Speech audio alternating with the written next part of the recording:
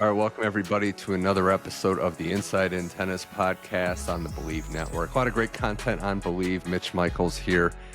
This podcast is available on all your apps, Spotify, Apple, Amazon Music, you name it. We have more tennis to talk about as we are officially into clay court season. Could you believe it? 2025 already into clay court season. Joining me now, one of the best friends this show has, a great broadcaster, a great player back in his day, and a Latin American tennis elder statesman now, Nico Pereira. Welcome back to the show. Thanks, Money Mitch. Always a pleasure, man. Yeah, we're gonna get dirty. We're starting to get dirty. Well, and I will say this, like it's the official start of the clay court season in the sense of European clay, road to Roland Garros, all that. But we had clay events a couple months ago, Latin America, the Golden Swing. I know this event is near and dear to your heart, and there's a lot of discussion about it and it going forward. But starting with this year's event and prestige, I think there was a lot of good to come out of it. I wanted to get your take on some of those events, some young players emerging from those countries. So how was your 2025 Golden Swing? I loved it. I think it was great that Fonseca won in Buenos Aires. Huge expectations in Latin America, particularly in his home country in Brazil. Everything was at a standstill in that finals against Cerundolo. It was good to see Cerundolo do well after in Miami. He's playing tremendous tennis. He played well in Indian Wells too. Then Fonseca, unfortunately, just didn't have enough legs to get to Rio and play in front of his fans. That boy, were they ready to see him. So that was something. And then Baez was able to defend the title. That was really, really impressive because he has been struggling for a good number of months. So that was great to see. And then, Lehechka played well in Santiago. There was there's some disappointments, some good ones. I'm just happy to see tennis south of the border. It's something great. And then we had Acapulco. We had Acapulco with Thomas Mahach winning his first title. That's not in the clay, but I still count it because we don't have many tournaments in Latin America, so we have to give him a plug whenever we have a chance. Yeah, shout out to Mahach. Baez loves playing down there, I just had an aside, too. We'll talk about him in a bit, too. But someone like Fonseca and these young players that come up, when did you first hear about him? Because you're ahead of the curve down there. Is it a buzz for within Latin America that there's another prospect coming up earlier than the rest of us hear it? Well, I lived and trained in Rio for a number of years. So my coach, Ricardo Scioli, gave me the heads up when he was about 15, 16. There's a kid coming up. Then I watched him win the U.S. Open. I had the chance to see him play a couple of the matches, including the finals against Tien. So I've been keeping an eye on him, and I am just in awe of his progress and how he manages the situation at a very young age. It's one thing to win a couple of challenger matches, but it's another to go toe to toe with the biggest names in the game and to be able to beat a guy like Cerundolo in Argentina against that crowd is just a sign of great things to come. Yeah, Jimmy Arias said on this show last year that he first heard about him through Paolo Lorenzi. Said there's this kid coming up, and when he hits the ball, it sounds a little different. So, and that's true. We've experienced it that way. On the serious side of things, there's been much talked about the Golden Swing Latin American tennis events, what the future holds. I'm with you. Obviously, want to keep these events strong, but there's even been discussions, Nico, of is moving it off the clay an option. So, what is your thoughts on those dialogue and those discussions that might lead to a change in the Golden Swing in some of these events? Is it even conceivable to leave the clay? Well, they took Cordova away. They went to join another tournament to become a 500. So, and then we have Rio and Santiago in the same week, which is counterproductive. So, yeah, I wouldn't put it off the table. ATP is planning on buying back some 250s and maybe a couple of 500s to make elbow room in the calendar. So why not? Why not move it? Open up some space. Let the guys have some more time off at the end of the year. Finish the calendar in October, and then don't see so many injuries, which is what we want to see. The injuries are just getting out of hand. Yeah, it's an arms race, right? Like you have to just keep up with everybody else that's competing. But on the tennis front, whatever we can do as a tennis community, the organizers, to keep tennis in that region, because we saw what the crowd and what the situation's like, and just what it's like to produce players from that region of the world, yourself included. I mean, look at, and getting into Miami, look at the Fonseca crowds that were drawn there. It's crazy, but it's great to see, because that's opening up a whole new passionate fan base. You know how passionate those Brazilian fans are. They've been waiting since, maybe arguably since Curtin, for a guy to be a special one. They've latched on early, and what we saw in Miami with his support was unbelievable. Yes, it was out of this world. They were not tennis fans. They were soccer fans. Deminor was right. He was a gentleman through and through. It's just very tough to play against it. That fan base is there to be exploited. That's why, we're trying to get Tennis Channel to Latin America, to have them enjoy more tennis. There is a thirst, there is a hunger for tennis. That fan base is there, and it's waiting to be fed. And it manifested itself in Miami with Fonseca, with Cerundolo when he was playing. But if Joao manages to be the player we all wish him to be, it will bring about a new wave, and hopefully some more tournaments. Yeah, the global game of tennis, right? I mean, it's, if you go back not too long ago, Serbia didn't have the proudest tennis history. They had some players, but then Djokovic took it to a new level. So I think there's a real capability there. We saw it on the women's side too, right? Alexandra Eala, what that meant for Filipino fans that were, I think it's safe to say, learning a lot of the sport as they go. But if she ends up being a major player, Nico, that's a whole new fan base that we've seen could come and be supportive of this beautiful game. Oh, definitely. And yeah, you said it. Tennis is a global sport, and as stars emerge, new markets will flourish and will grow to other levels, and that's exactly what we want. We want to grow the game. You want those players to come along like Federer in Switzerland, Djokovic in Serbia, to uplift good tennis communities and inspire the next generation. Fonseca could be next up, Eala. It's been fun to see. We're on the heels, Nico, though, of Miami, and I did want to put a bow on everything. It's settling in a couple days later that, Mensik did the thing. He knocked out Djokovic in a final and prevented him from that 100th title. He isn't going to play Monte Carlo. I think it's smart. We were talking injuries, to just reset, rest.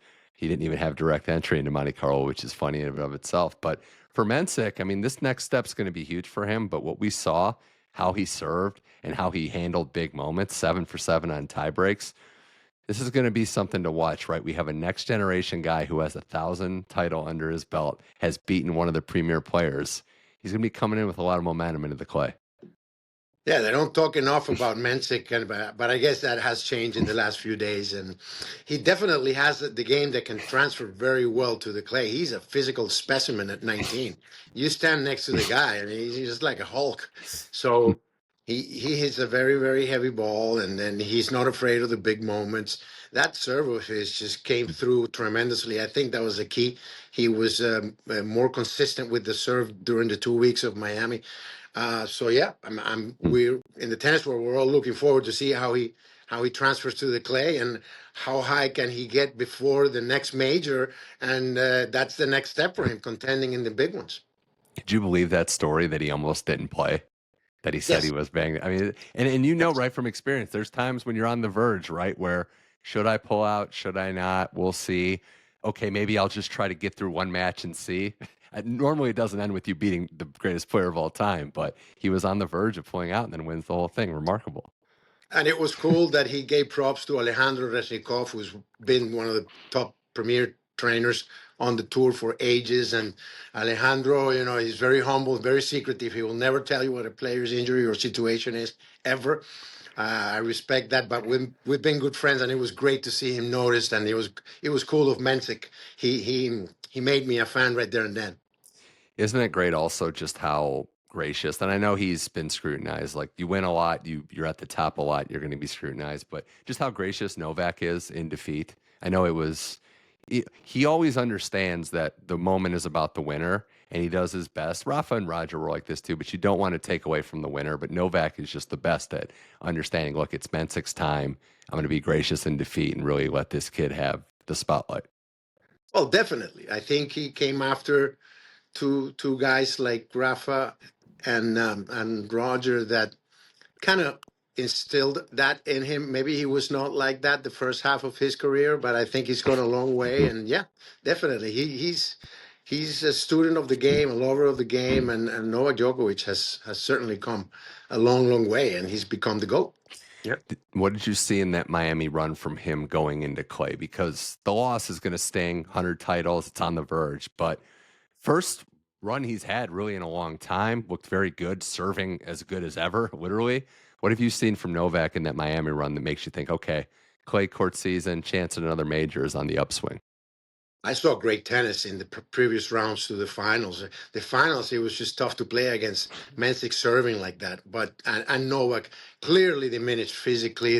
The humidity was just tremendous in those last few days of Miami. You could see it, the swollen eye and all of that.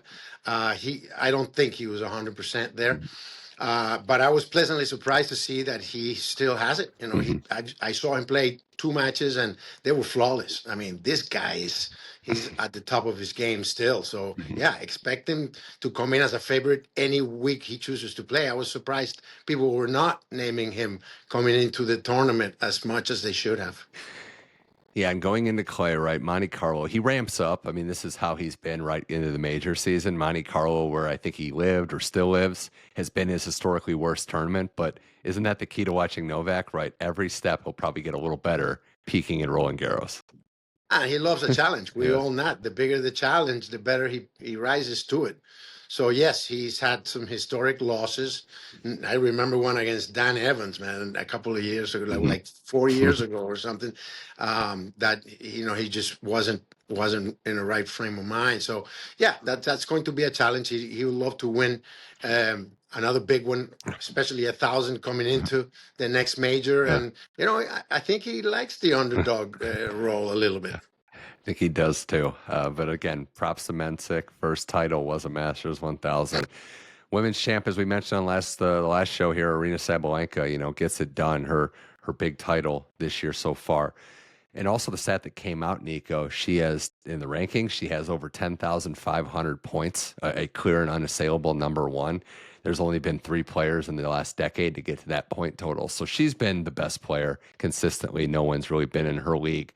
Now she transitions to the clay where it's the one surface where, she's good, but is looking to kind of be the best there. Iga's had her number in a lot of those clay court matches. But what Aryna can do on the clay, if she has a dominant clay court season, then it could really be a case of no stopping her because consistently week in, week out, Nico, there's no one like her on tour. Definitely. I think she opened the lid on her potential. She had been for a number of years trying to put her best tennis out. Finally, it came out. She's happy outside the court. There has been some new arrivals in the resurgence of Anisimova. There's been some names that could challenge her, but Iga is really the one. She owns the clay. She's owned the Paris title for a number of years, and that's a rival to beat, even if she's having ups and downs in terms of her mental status. But I think she has the game to transition to the clay, no problem. Yes, it diminishes her power advantage over the other players, which might make her work a little bit more. Maybe her footwork on the clay is not as sharp as it could be. I think that's where Swiatek has a huge advantage over Sabalenka on the clay, but let's see what comes up. Yeah. The woman's tour is really interesting these days. It certainly is. And Aryna is great on that clay at altitude. Madrid, no surprise, that's her best event. That match she played against Iga that Iga won last year was a classic. How would you, if I'm asking you the question, okay, maybe you're like one of our other tennis channel commentators that's been on this show, coaching another player, just hypothetically. How would you try to attack Aryna and try to beat Sabalenka? If you were on the other side, it's a tough task, the toughest task in women's tennis right now. But how would you try to navigate the biggest challenge in women's tennis, Aryna Sabalenka? Well, I think Sabalenka is streaky sometimes. If she comes with her A game, she's unstoppable, I think. Yeah. She has that kind of dominance, like you were saying in the rankings. But if she's not in a sharp day, you just have to play every point like if it was your last. I would attack her down the middle instead of opening up too many angles, because she has great feel and really has good court knowledge at this stage of her career. She has understood Yeah. how to defend and when to transition from defense to offense. So I would use more of a frontal attack, not give her too many angles, too many options, and that way maybe try and catch her on a day off. But again, if she's serving like she does at her best, it's very hard to stop. And then try to attack that passionate side. Sometimes Yeah. she's her own worst enemy, and what you can do is put enough pressure on her where if she has a place that she's feeling vulnerable and can crack, that's where you have to identify it and attack her there. That's the way I would go about it, depending on the type of player that I'm coaching. That also is important. It's a big part of it, that last part, because you have to play into your strengths and your skill set. And it was really, Andreeva was the first one I saw that really just chopped her, that just, overpowered in a lot of those rallies. Right. A lot of times you'll see Iga kind of chop her down a little bit, wear her down is a better way to put it. But it's going to be tough. I mean, Sabalenka with confidence is a tough player. And yeah, the next step, right? Because Iga on the clay, we'll see if she regains her confidence. She's always been confident there, but is in a bit of a rut. You can say the same for Coco Gauff. The results haven't been there. But who are the other players we're looking at, right? Andreeva's vaulted to the mix. You've had Pegula, who's consistently there. Madison Keys, who is in a little bit of a battle right now as we record this with Cal and Sky in Charleston. But, there is, you mentioned women's tennis, right? There's depth in the top 10 real contenders everywhere you look. Yeah, Paulini is one that in the clay could be a little bit difficult for some players because she's so consistent and such a great mover. Navarro, I think, goes down in level when it comes to the clay. Unfortunately, I'm a big fan of Emma's. Let's see, Coco Gauff has some issues with the serve and with the forehand at the moment, and if she is not solid in the forehand, the clay is going to unmask her a little bit. So I think she has to really work on that. But those names at the top of the women's tennis, the resurgence of Anisimova, she's also a good clay court tennis. So Sonia Kenin is my dark horse. Yeah, she's been playing some good tennis, and I'm glad to see that. So she's always obviously done very well on the clay before, so that's somebody to keep an eye on. And let's see. I hope Badosa is back for the clay. I don't know how bad her injury is, but she's always dangerous on that surface. The usual suspects, but I doubt the title will escape those first 3-4 players in the world. Yeah, want to see Badosa back. Prayers up to her. You mentioned it. Andreeva was a semifinalist last year. See if she keeps getting better. It seems like she's better every week. The one name, though, that I would add that I didn't mention, I want to see Qinwen Zheng, how she looks, because it hasn't been the best year, but she won the gold medal at Roland Garros last year, beat Iga in that. So I do think there's greatness there. It just matters of what your lead up is, how healthy you are, and then can you peak at the right time. So yeah, that would be the other one, Nico. Just Qinwen. I want to know what level she's going to be at if she's a real contender, because I think she has the potential to be. Oh, definitely. I mean, you win a gold medal, and it's going to take some time to assimilate. But she's been knocking on the door of the top. I just feel that she needs to play a few big matches in the big stages against the top opponents. But definitely there's a major winner material there.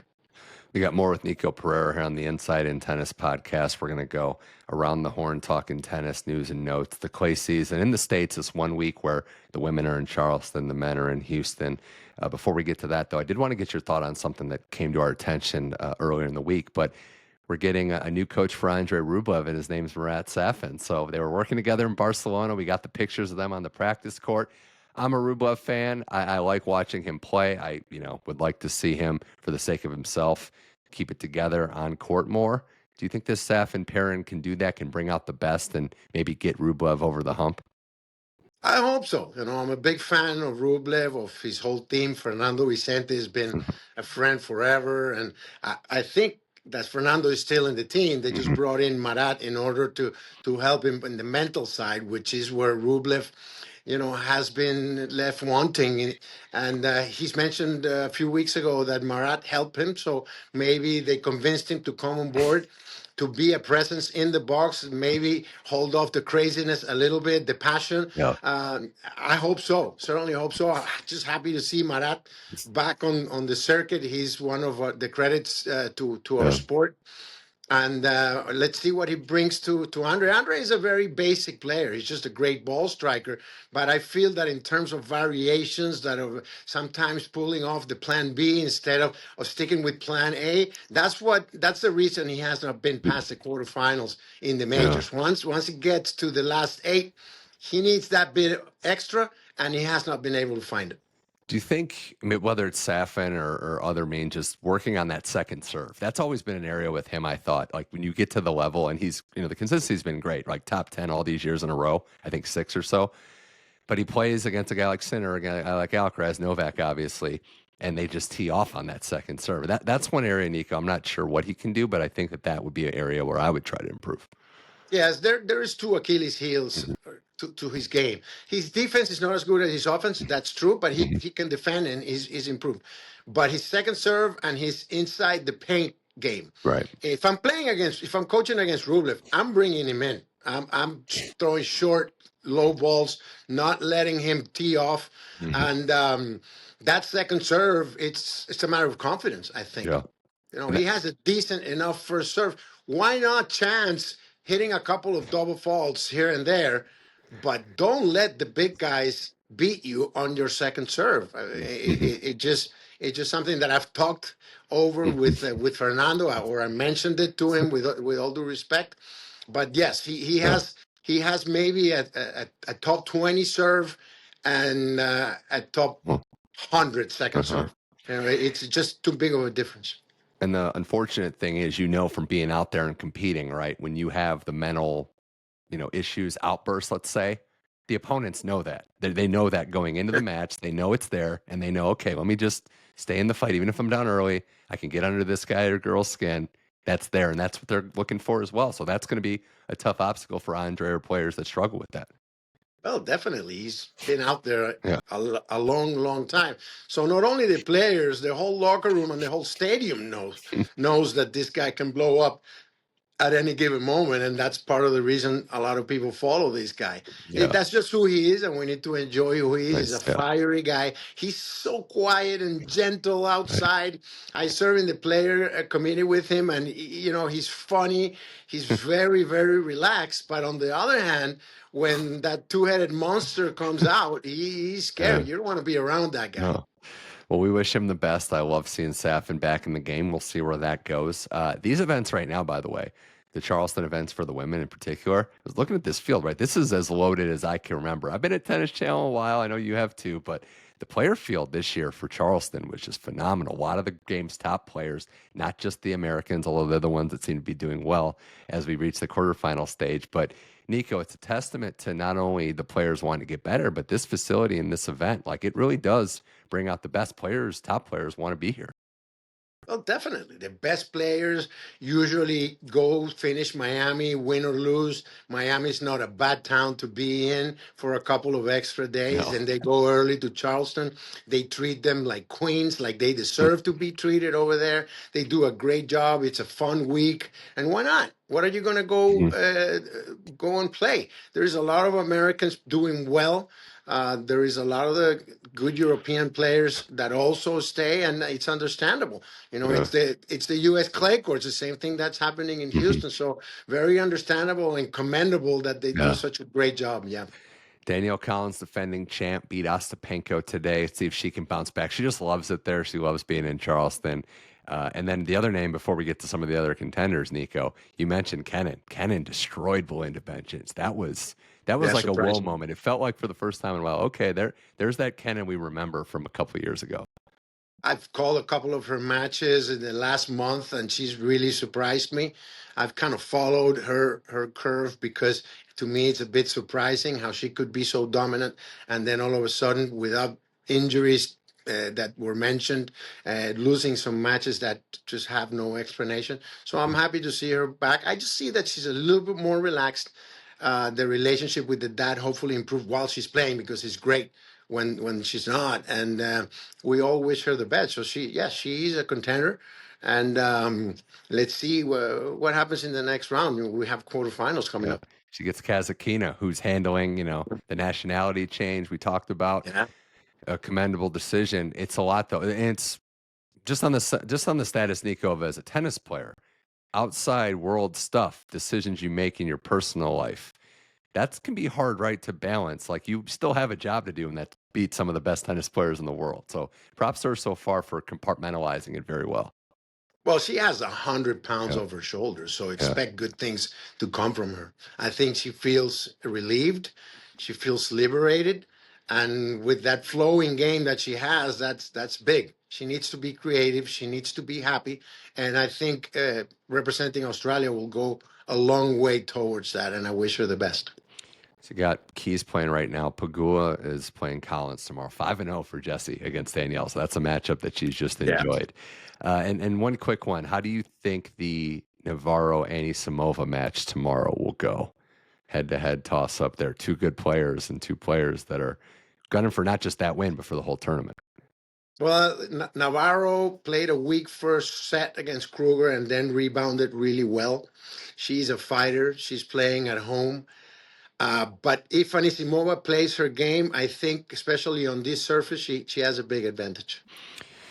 Yeah, I've been, Anisimova had a lot going on in her life and the health thing too. So finding her back healthy, I keep going back to watching her practice. Right. She looks like one of the best ball strikers in the world, because she is. And that translates across levels. She was a semifinalist at RG Roland Garros when she was 17. So, yeah, I think I'm leaning with you there, Anisimova. I think, given current form, right, that tells you everything. It's not so much about the number; it's what the level looks like. So, we'll see. We'll see how it goes. Well, you're going to publish this after that match. No, we're going before. We might look like fools there. This will be up tonight. This will be up tonight. So we'll have a date, at least look smart. Going off of that too, the men's action in Houston, a lot of interesting stuff there so far. We've got some top Americans still in it, but I wanted to start with this. You called the match with our guy Ted Robinson, the OG Hall-of-Famer, but Jenson Brooksby winning that 3.5 hour match against Tabilo on clay. Maybe not the prettiest at times, but winning that match, 3.5 hours, coming back to do it. Another guy, right? Jenson Brooksby, is he on the comeback trail to being back to where he was, top 40, top 30 and beyond? Totally. I think so. The issue that he had with the wrist was very bad. He had some tendons issue. I'm very close to Eric Nunez, who's been working with Jenson for the past 6 months, and Eric is very hopeful. He said it was very tough mentally for Jenson to come back. That unjust suspension that he had because he didn't show up to the tests. Yes, it is his fault, his responsibility, but ultimately it was found that the third one was not his fault. The unit knocked on the wrong door, and they didn't find him.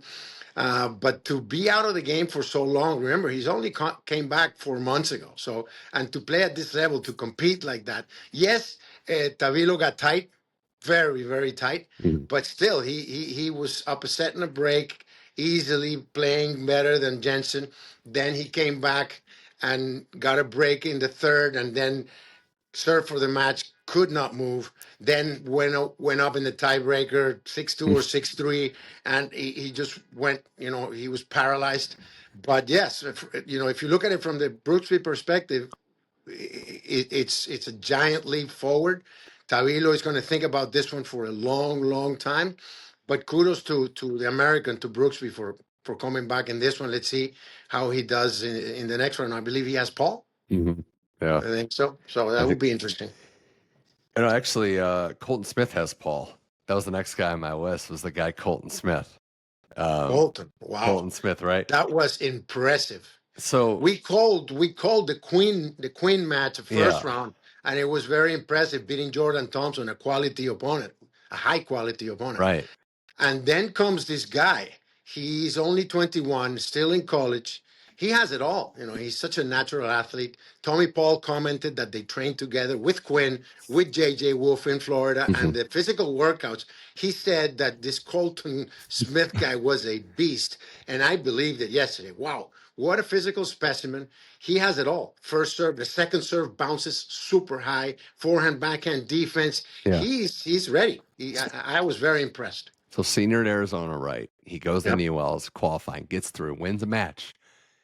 Shockingly, crazy, great, crowd support, awesome. But it's that second act, right? To follow that up in Houston and keep it going, that's the special stuff. And yeah, he looks like a beast out there. He might not look like with the attire of a professional tennis player based on how he dresses, but that's okay too, right? We need, diversity of apparel. I love the attitude, Yeah. man. I love the attitude, walking around in jeans and cowboy boots at a tennis Let's go. tournament. Come on, Yeah. that guy has Tucson. it go. That guy has it going on. I already like him, and Yeah. I haven't gotten to meet him. He seems like the one of the characters that we need. He seems like a solid human being, which is what I admire most than the tennis. And looking forward. This Queen kid is also great. So Yeah. good days coming for American tennis. I'm excited. It is, and just to put a bow to, Brooksby gets Kovacevic, so that one, Yeah, could another be big good. win for him. Yeah. Hey, bunch of American flags in the quarters. I think we beat a record this week. Yeah. You got Tommy Paul. Tiafoe's playing right now against Adam Walton, who had that lucky loser run in Miami. So we'll see how it goes for the top Americans, too. I mean, Tiafoe lost in the final to Ben Shelton last year. Tommy Paul, too. I just, there's something right, Nico, about getting that title, even though it would mean, a different type of meaning, different type of feel to some of these young players that don't have the hardware. For Tommy Paul or Tiafoe to get this title under their belt, to have something going into the road to Roland Garros, I think would be huge, too. Yeah, a title with Tommy Paul in the draw, I find it difficult. It's going to take a special performance. Yeah. But hey, you can always dream. Let's see Frances, though. Frances is somebody that I'd like to see bounce back. He had that brutal match with Arthur Fees in Miami. Talk about conditions. So maybe he has a chance here to make a run. But yeah, there's a lot. When you talk about conditions, Houston, if it's sunny, it's one tournament. If it's cloudy, it's another one. We just saw it the last couple of days. Yeah. If that court is dry, Frances has a chance. If the court is heavy, maybe not so much. Saw Chris Eubanks, Nishikori retired, but Eubanks got, his second and third career wins on clay. Yeah, that was cool. That was cool. And then Nakashima finally beats Mackie McDonald today, the match you and Ted called, where maybe it was the conditions that kind of helped him, that it was windy, played a little faster. So Nakashima is another one, too, that's like right around that level. And I think depending on the conditions could be a problem. Oh, he played lights out. I had dinner with him mainly with his coach, Mariano Puerta, who's been working with him. He was sitting at the table, and Mariano was very optimistic, very happy with the results. Remember, at the start of 24, he was 134 in the rankings, and the ascent has been tremendous. He got to his first semifinals in Acapulco over 500. He had not been past a second round, so that gave him a world of confidence. And I think that's what this guy needs. He's got the game, he's got the tools. He really works hard, and he really wants it. So I think it's a matter of confidence and believing in himself, and really putting himself up. Sometimes I think he respects the higher ranked opponents a little bit too much. Yeah, that's a good point, right? So you got to go out there and just not only believe you can beat them, but believe in your own game being better. So yeah, maybe this is the breakthrough. Alex Michelsen was the other one too, Nico. Yeah. And I think you brought this up, right? Like I was looking at that match line with Learner Tien being like, Michelsen's the underdog. Is that how it should be? I don't know. That didn't catch my. If I was a betting man, that would have been the bet of the day right there. Yeah. Well, also too, we got to fix the matching kit problem, right? They like Michelsen saying they look like they were out on a date. Like, how does that keep happening in tennis? That hurts. Well, they give a guy a kit for the whole season. He has to play with it for contracts, and they just don't have an option. And these guys trained together before. They know each other. How about a text? Hey, you go yellow on top or on bottom? Right? I know. How about home and away? Home and away, like any At least sport. don't wear the hat. It's going to be cloudy. Someone should have gone backwards or something with the hat, or sideways like Novak did. All right. Last couple things here. Nico Pereira on the Inside in Tennis podcast. I wanted to talk to you about another vet that needs some respect. He did lose today, but Stan Wawrinka at 40 became, and I didn't even know this was a stat, only the third man since 1980 to win a tour match on clay. So Stan at 40, still just trying to finish his career strong. Props to him. Hey, listen, Stan has always been a guy to march to the beat of his own drum. He was a late bloomer in terms of a three-time major winner.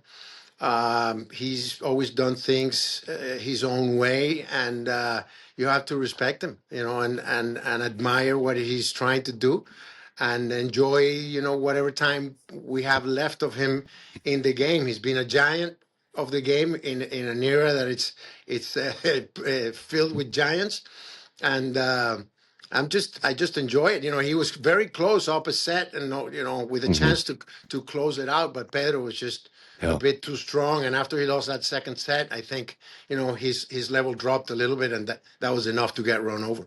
You got those veterans and those young guys, right? We talked about the young guys, but there's still obviously Novak, Stan, Monfils, who was in the news the other day saying, without the marriage to his lovely wife, Aryna Sabalenka, he'd probably have been retired. So it's nice to see these older veteran guys keep pushing it and pushing along and playing some of their good tennis still.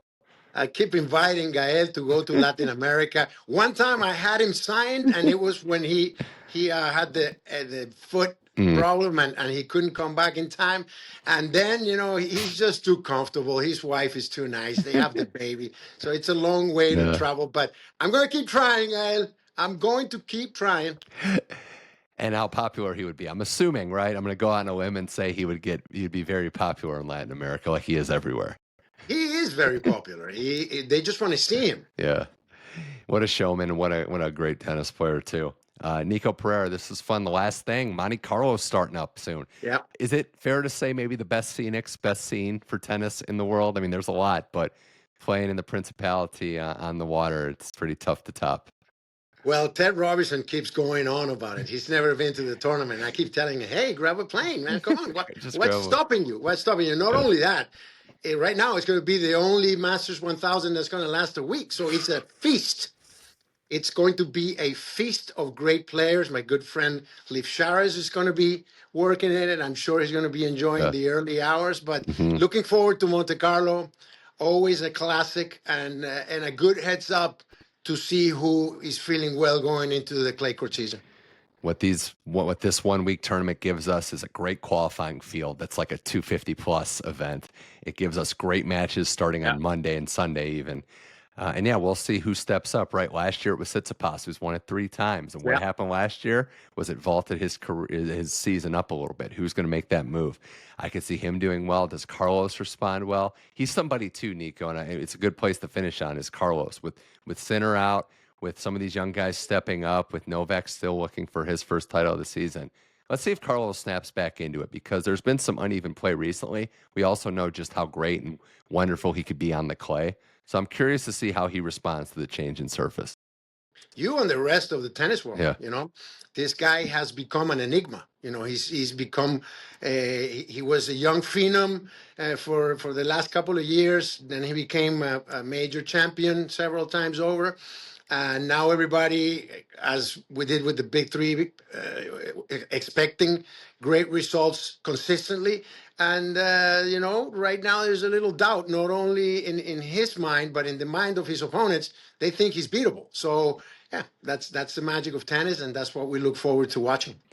Well, Nico Pereira, this was a blast. It always is. I always expect it to be, and it always delivers. Thank you so much for coming on the podcast, for holding down tennis in Latin America, and keeping us entertained and knowledgeable on this show. You're always dropping knowledge, so we appreciate that.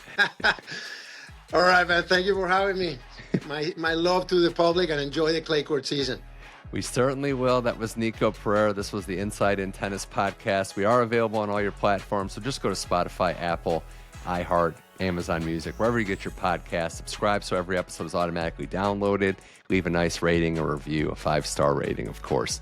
And tell your friends about this show. Watch the episodes on the YouTube channel at Mitch Michals is the channel. And keep up with the podcast as the tennis season rolls along. Monte Carlo next week. More great episodes to come. On behalf of Nico Pereira, my name is Mitch Michals. This was the Inside in Tennis podcast. Thank you for listening, and I'll talk to you soon.